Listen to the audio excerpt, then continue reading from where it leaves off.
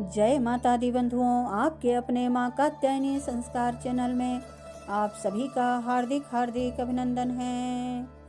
बंधुओं, आज पुनः आप सभी के समक्ष श्री शिव महापुराण के रुद्र संहिता के तृतीय पार्वती खंड से 37वां और 38वां अध्याय लेकर के उपस्थित हुई हूँ।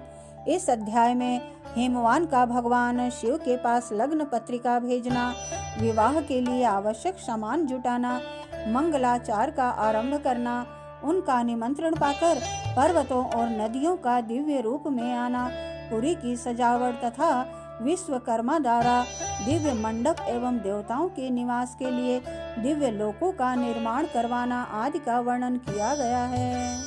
वक्रतुंड महाकाय सूर्यकोटि समप्रभ निर्विघ्नं कुरु मे देव सर्वकार्येषु सर्वदा सर्वकार्येषु सर्वदा।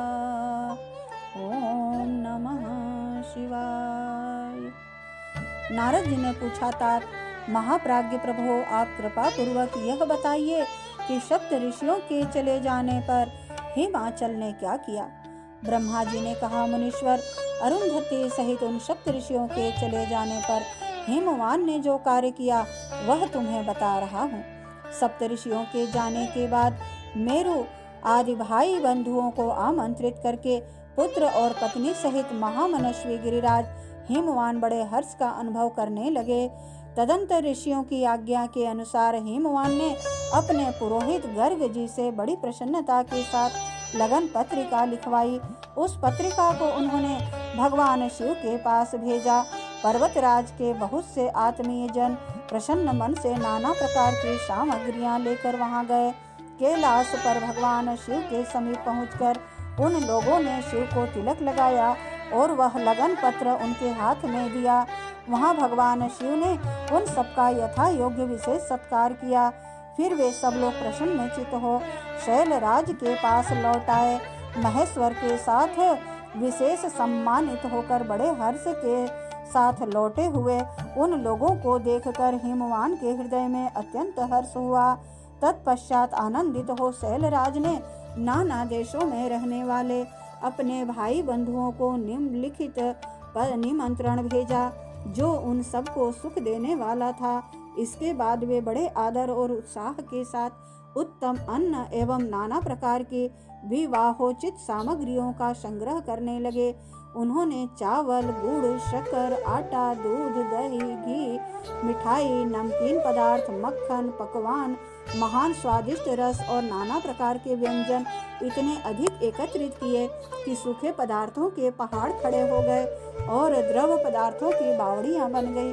शिव के पार्षदों और देवताओं के लिए हितकर नाना प्रकार की वस्तुएं, भांति भांति के बहुमूल्य वस्त्र, आग में तपाकर शुद्ध किए हुए सुवर्ण, रजत और विभिन्न प्रकार के मणि रत्न, इनका तथा अन्य उपयोगी द्रव्यों का विधि पूर्वक संग्रह करके गिरिराज ने मंगलकारी दिन में मांगलिक कृत्य करना आरंभ किया।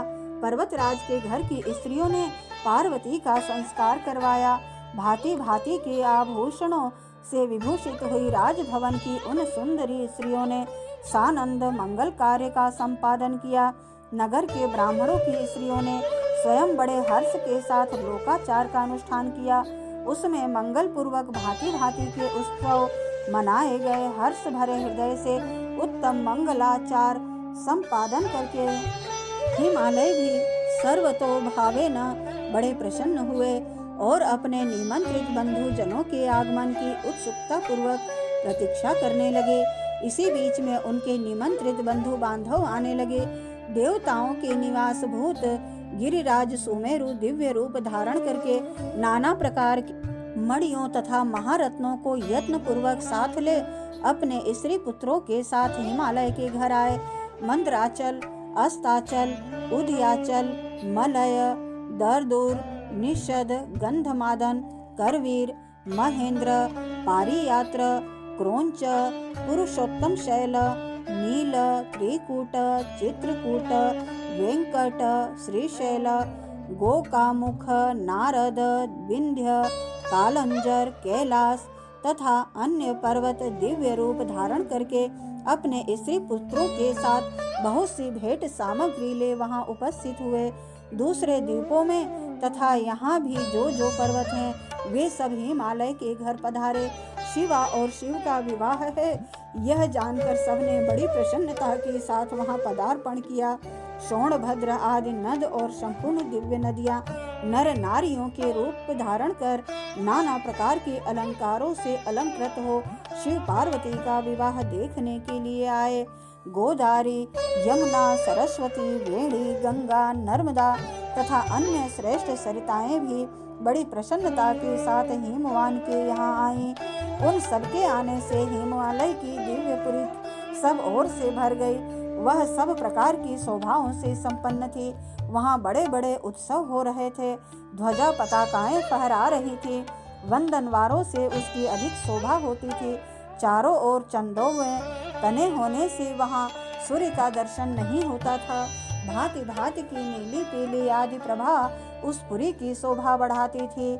हिमालय ने भी बड़ी प्रसन्नता के साथ अपने यहाँ पधारे हुए सभी स्त्री पुरुषों का यथा योग्य आदर सत्कार किया और सबको अलग अलग सुंदर स्थानों में ठहराया। अनेकानेक उपयुक्त सामग्री देकर सबको पूर्ण संतुष्ट किया। मुनि श्रेष्ठ तदंतर शैलराज हिमवान ने प्रसन्न हो महान उत्सव से परिपूर्ण अपने नगर को विचित्र रीति से सजाना आरंभ किया। सड़कों को झाड़ बुहार कर उन पर छिड़काव कराया। उन्हें बहुमूल्य साधनों से सुसज्जित एवं शोभित किया। प्रत्येक घर के दरवाजे पर केले आदि मांगलिक वृक्ष लगवाए और उन्हें मांगलिक द्रव्यों से संयुक्त किया। आंगन को केले के खम्भों से सजाया। रेशम की डोरों से आम के पल्लव बांधकर बंधनवारें बनवाई गई और उन्हें उन खम्भों के चारों ओर लगवा दिया। मालती के फूलों की मालाएं उस आंगन के सब ओर लटका दी गईं।